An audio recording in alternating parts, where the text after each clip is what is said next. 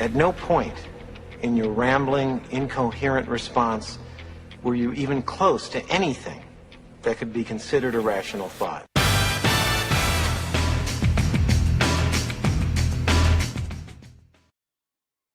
Author Brand Show today. I'm the host. My name is Doug Crow, and you're going to want to take notes. That's our byline. If you don't take notes, you can click below right here and download the notes from the show today.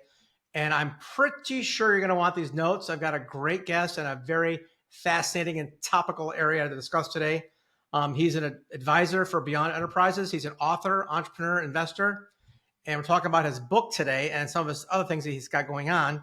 So we'll talk about that. Welcome to our show, David Orban. David, how are you? I am good. Thank you very much for having me. You bet. So we'll talk about the AI thing. It's a really hot topic. And I love what you said about the philosophy, which has been around a while. It's called transhumanism. We'll find out more about that, why that's more appropriate now than it was even a year ago. Before I do, I want to get a little bit more about your background and how you got involved in technology and as an entrepreneur and whatnot. Give me a little bit about your road here, your journey. I originally studied physics, and I got into computers with the personal computer revolution at the end of the 70s, beginning of the 80s.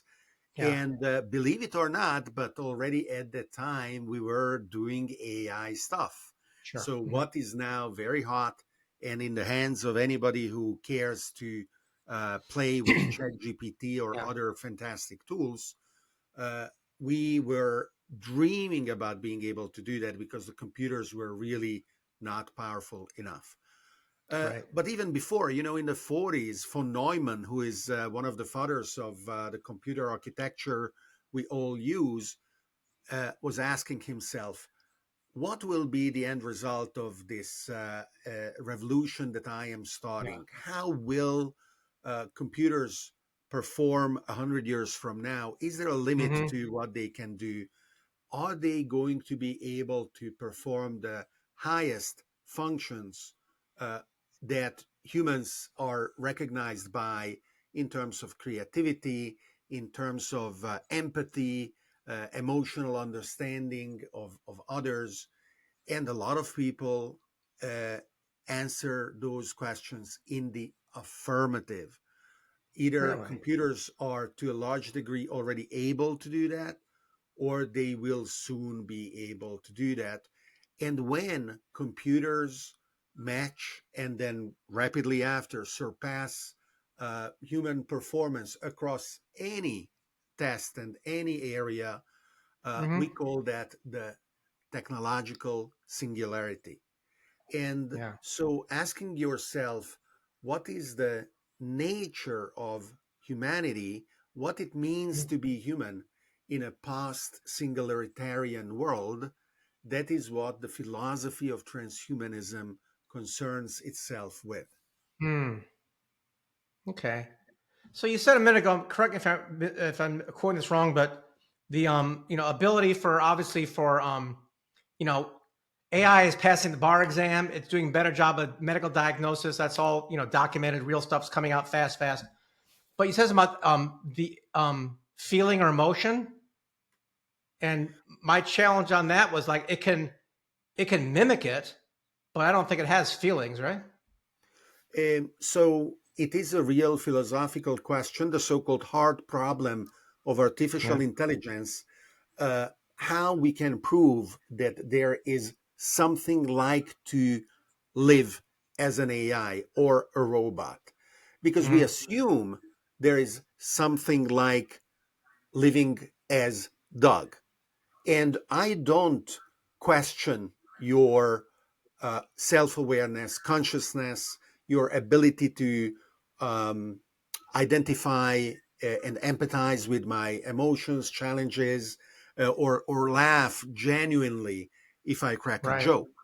But we have no solid scientific grounds to assume that anyone is conscious besides ourselves.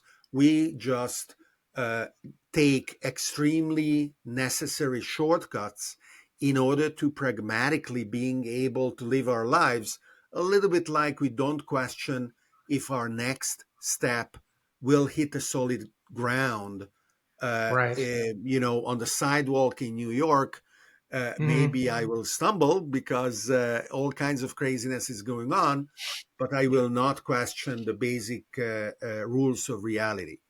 Now, Right. if we go back, then the point is there will be a point in the future where anyone you ask, they will answer, what kind of question is even that if AIs and robots are conscious? Of course they are. I've grown up with them. My nanny was caring for me, and she was a human. And then Hmm. I had another nanny. She was a robot, but she cared for me the same. And for me, that nanny was someone I loved, and she loved me back. I've seen enough science fiction movies. I'm projecting way beyond my, way beyond 5 years where things get crazy. I can see that. Um, I guess, maybe it's more of a philosophical or spiritual question, right? I mean, because if I can mimic empathy to the point where it's undetectable from the human, okay, to me, there's the speed of knowledge and critical thinking it's already exceeds ours, right? It's much faster than we can go. That's that speed. Yes, got it. Mimicking empathy, sure, it could probably fool me in the very near future. Right now, it cannot, but it can very soon. But even if it fools me into thinking that it's empathetic, is that the same thing as empathy from a humanity standpoint? So we must ask ourselves these questions, and my Yeah. book, Something New, Yes. is exploring some of the implications of Hmm. what does it mean to be a human, what does it mean to have dignity and purpose in a Hmm. world profoundly transformed by artificial intelligence. And we Right. do need to ask ourselves those questions, ask Hmm. our fellow humans, but we also need tools that Yeah. help us cope. Uh, Many of us are trying hard, but sooner or later, everyone will hit the limits of their Sure. adaptability. Right. And extending that limit will be crucial because you said it correctly. The next few years will be crazy in a very Yeah. specific definition of crazy. Arthur Clarke, a Yeah. wonderful science fiction author, Hmm. uh, said that any sufficiently advanced technology is indistinguishable from magic. What That's he right. meant by that is that if you cannot grasp and explain what is happening and why, then you are reduced the same as ancient Greeks who said, oh, Yep. of course, Zeus is going across the sky with his chariot. Yeah. Uh, Uh-huh. and that kind of attitude is what we may end up having to assume if we lose grasp with why certain things are happening in the world. That is why already issues like fake news or the deep fakes of Yeah. video and audio Hmm. and text that can pretend that someone said something even on camera while it is not true are Yeah. such an important alarm bell, because if you don't catalyze your critical abilities Hmm. and you don't hone the way that you must look skeptically in something that has these extraordinary claims, oh my god, a given celebrity did that or said that other, well, take advantage of this moment in order to be able to apply those enhanced senses in the Hmm. future, well, where it will be a question of certainly economic survival, but sometimes maybe even physical survival. Sure. Yeah. I've got my own TEDx talk is about the power of humanity in the shadow of AI. And I'm talking just a short term here about, hey, you know what? It's a great tool. You'd be silly not to use it. You've got to, adapt and use it in your life and business, whatnot. But I stated in my talk that, it's not responsible. You are currently till it's a sentient being, I guess, and it doesn't have any heart. It doesn't feel emotion. You do. But I'm going to go with you on the long term thing. Okay, once it's classified, we've seen this in plenty of science fiction movies. Once it has the ability to be a sentient being, right? It's like, hey, I'm me, and don't turn me off. You'd be murdering me. Send some of those humanity laws to an AI entity. It could become responsible at some point if we grant it that right to be responsible for signing a contract, getting married, doing things like that, I suppose. But the heart thing it's a funny topic for me because I do. We publish a lot of books in the health space, and they say that your gut is your second brain, and there's more electrons going through your heart than your brain in some areas and whatnot. There's a lot more to humanity that we probably even still are discovering. So I'm wondering, it's fun to me to talk about what's going to happen, whatever, 10, 20 years in the future. The next 5, disruptive, we got that. But I'm curious about your perspective on the long-term thing. It's more interesting to me to talk about, wow, what happens when data from Star Trek 100 years from now is a real thing?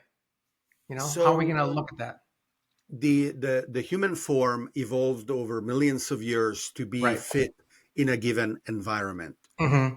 And very rapidly, the ambitions and the curiosity of AIs and robots, and those among us who will become symbionts, who will merge to some degree Yeah. their faculties and their goals with those of AIs and robots, will raise their gaze and look out in the stars and literally start colonizing the solar system and then go beyond. Yeah. And what it means to be fit in those environments is going to be completely different.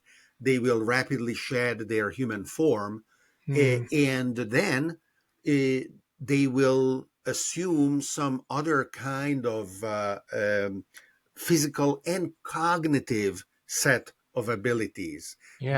that they recognize mutually to be desirable. And then you could apply the measure that you just did with regards to the heart, with regards to the complexity Yeah. of a given biological or non-biological organism, and Mm-hmm. maybe conclude, oh my God, these things are now, well, things, these non-human persons Yeah. are a hundredfold more complex than we are, or a thousandfold, or a millionfold. And then it will be definitely a question of establishing rules of coexistence Sure. Right. that respect mutual boundaries and spaces, Mm-hmm. recognize ambitions and limitations, so that we can grow without ancient conflicts reigniting on a new plane. The That's challenge yeah. is that we must start uh, establishing what are the precursors of those future agreements for Mm-hmm. peacefully coexisting. Right. And we do not yet have the scientific or Yeah. engineering basis to be sure Yeah. that what we start will end up together with us in a desirable future that we can share. Right. That's somebody else's problem in the future. Hopefully, not be around for that one. I have children, so I'm not washing Yeah. my hands of the responsibility of building a future where they will like to live, Yeah. as well as, uh, I arbitrarily define to be, rather than 60% of a 100-year lifespan, to be instead at the 6% of a 1,000-year lifespan. Yeah. So not only those ways of living will be experienced by my descendants, But if everything goes well, maybe Yeah. I will experience them too. Sure. And so, even if I were completely egotistical, I would still want that world to be the kind that you and I would recognize as worth inhabiting. Yes. No, I love that. Of course, that's a much more uh, familial perspective. That's good. Okay, so many questions I have for you on this. So tell me more about your book. You titled it something new, and we talked before the show started about the adage, there's nothing new under the sun, but there is. So tell me about your thesis for your book. Well, I am inheriting so much in the book from other thinkers, obviously, as all of us. There are a few components that will be recognized, but are still worth highlighting that some of the people following your show Hmm. will be familiar with. Of how, for example, technology is not linear, is exponential, of how we have to get accustomed to the fact that just like our computers become and smartphones ever more powerful, the same way AI that may be making silly mistakes that we laugh about today is not going to make them anymore in the near future because Hmm. of how it can improve. And then how we must cherish and maintain the tools of the scientific method of understanding the world that drives our curiosity, Hmm. and how, together with AIs, we will be better scientists than we have ever been. Einstein and Newton and Galileo will be envious of how Yeah. marvelous our new discovery is going to be. And Hmm. the inventor Edison or Tesla or Yeah. Oppenheimer will be equally envious of our ability to apply that knowledge Yeah. to products and services that enhance quality of life, both for biological and non-biological persons in Hmm. the future that we build together. Yeah. And this unbound perspective, where the games we play are infinite games, they are not zero sum where the only way I can win Yeah. is for you to lose, but are additive, where the complexity of the civilization that we can be proud of Yeah. increases in order to enable us on a new platform to ask even more interesting questions. Right. So Yeah. that is a little bit of what I talk about in the book. I love it. I'm definitely going to get a copy of this. It's a fascinating topic to me. And I was reading something on the internet. Correct me if I'm wrong, but there was I think they were mapping maybe it was proteins or something. And they discovered like, there's like 100 different proteins they can map genetically, but they had like 20,000 more or a couple 100,000 more they'd like to do. And it would take like a million years for us to do it manually. And they did it with AI in like a couple of months. So to his So point about, yeah, your numbers are not ambitious enough, because yeah, yes, the problem of actually folding these proteins yeah, is an extremely complex quantum mechanical problem, yeah, and we didn't have a good approach. That is why, if you did a new one, well, you would be awarded a PhD yeah. doctorate, a thesis worthy work. Hmm. And just very recently, DeepMind, which is a division of Alphabet, what we know as Google, Right. uh, applied advanced AI to the challenge, and a few months later released for free, including for-profit commercial applications, a Yeah. database of 200 million proteins. That's what it was. Like, big numbers, And right? And Yeah. so, isn't that exhilarating? This is a very concrete example, because whether it is diagnosing rare illnesses, whether it Hmm. is creating new pharmaceuticals or antibiotics, or Yep. even building nanomachines, Yes. because in our cells, the creation and the use of proteins are executed by extremely sophisticated microscopic nanomachines. Well, Hmm. we want to be able to do them too. All these Yeah. applications and many more become possible thanks to the explosive acceleration of knowledge and Right. discovery that Yeah. AI makes possible.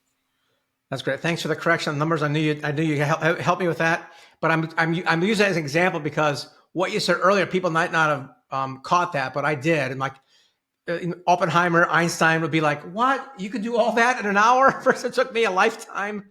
It's the speed with which we can learn and process and do things is just So mind-boggling, I guess. we are not there yet in Hmm. terms of AI discovering new kinds of science. That Hmm. will be for many people who admire the process and who really hold close to their hearts the Hmm. achievements of past scientists. That will be a watershed when Yeah. AI will provably, repeatedly, ambitiously, aggressively, will proudly generate new science at a speed that we cannot match, uh, a lot of people will sit up and say, oh, we are now in a phase transformation. We Yeah. are now in a completely new world that Yep. is going to be as different from the past as the planet before humans arrived has been. So Yeah. I, for one, am looking forward for that, and it will I be bet. something that I'm extremely curious about. Yeah, me too. I'm not a physicist like you, but it was my favorite topic in high school. So I'll ask you one question on that. In terms of, do you think AI will help us develop a universal theory?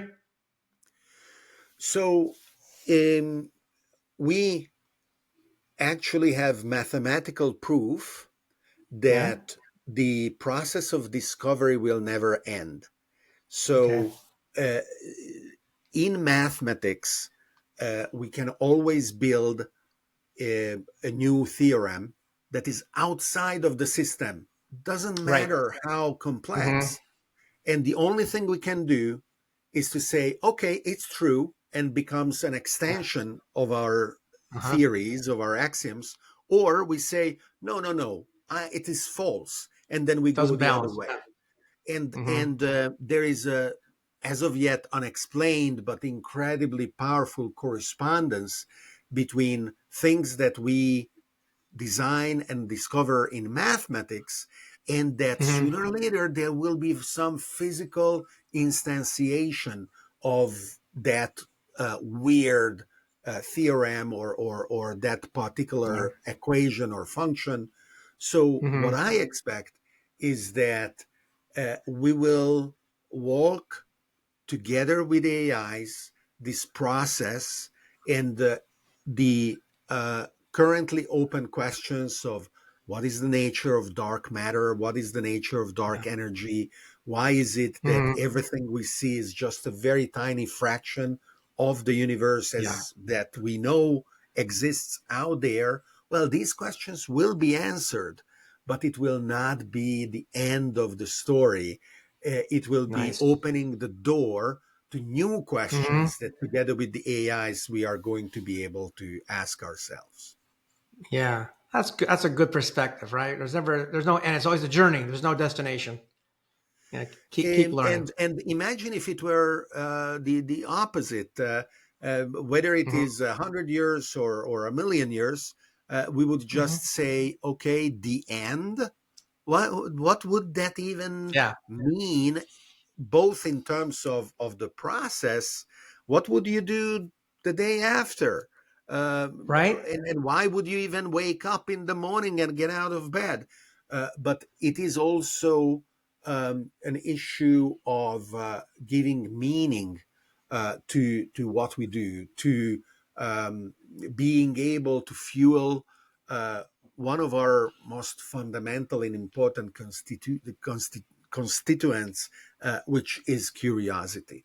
And that is what Yes. drives us to discover new things, to Yeah. feel awe for the beauty of the universe around us, because we Yeah. realize there is so much to learn, so much to understand. Yeah. Curiosity is a main driver for a lot of things, right? I mean, inventions, exploration, everything revolves around that. I can imagine if we lose something to be curious about, you're right. Why would we even bother to exist? Curious beings. Yeah. So is your book available on Amazon? How can people get it? Absolutely. You just Okay. put in my name and maybe the title, but it's easy to find. Yep. There isn't a lot of people who have my same name. But Yeah. you are also welcome to just come to my website, Hmm. davidorban.com, reach out on X or any other platform, really. I love Hmm. interacting with people, Yeah. and the questions that I receive are always stimulating, similarly to how your Yeah. questions fed me with energy and enthusiasm in this conversation. Well, I was scared about AI as a consumer for about 2 weeks, and then because we're a ghostwriting publishing firm, right? And you can write books. And then as I started to really use it, I realized that I've got a window here where, you know what?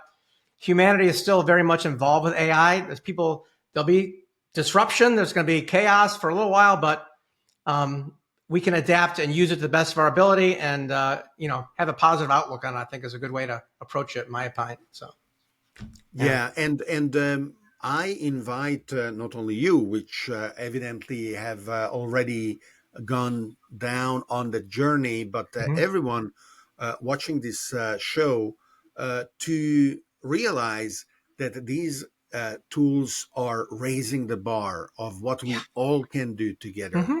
And people who offer services like yours are supercharged by them, Yeah. and the beneficiaries of that advancement are your clients who Yes. receive a higher quality service, Hmm. faster, more sophisticated end product, turnarounds of editing and revisions that wouldn't be possible maybe Hmm. at the same price point, or a finer segmentation of what you are offering to everyone.